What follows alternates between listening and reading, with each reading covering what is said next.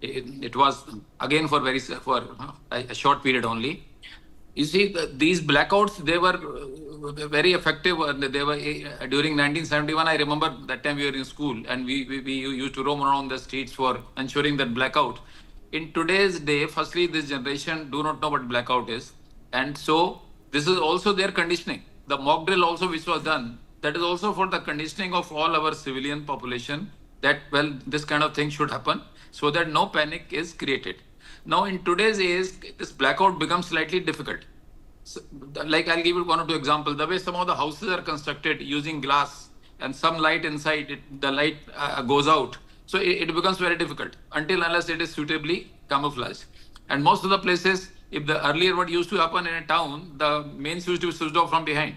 Now everybody has got inverter in his house, and some of them they may not know it also how to switch off this inverter. The lights remain.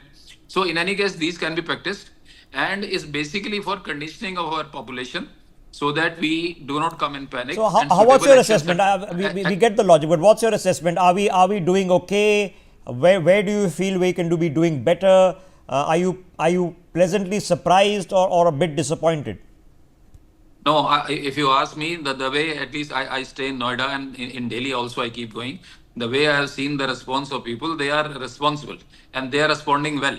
People are taking precautions and they are quite well aware. Number of advisories have been issued, and I see people are also guarding against the propaganda, false propaganda. The PIB, the site which has been issued, this is at least aware people, they sort of verify this case, it a verified, correct, authentic information or otherwise. So response is okay, but yes, it will take some time. At the same time, no matter what precautions you take in today's time, you see the GPS coordinates can be fixed so accurately that even during the dark night, you can have best of the dark night, Okay. a blackout, the bombs can be thrown. Yeah, So okay. the All time right. Like sense. like we've discussed it practically, we understand that in an era of night vision and and laser imaging and all that, of course the blackout is not of the same significance that it was 50 years ago, but the general consensus it obviously helps. It helps. Now, it helps in a lesser degree than it did 30, 40 years ago, but it obviously helps. It certainly makes no sense to paint a large target on the top of your head and say, here I am, here I am. At least make it more difficult for them to figure you out. That's reasonable and that's practical. So, we accept it. But I want to understand it because I am very heartened by what has happened. When you head out into the streets, people are carrying on as normal, which is exactly what they should be doing, because there's a trained armed force who knows what to do. They're doing what they're doing wherever they need to do it. Our job is to be patient, not to panic, listen to guidance and advice, and simply carry on. That's what our job is. That's what my job is, and that's what the job of the vast majority of the country is right now.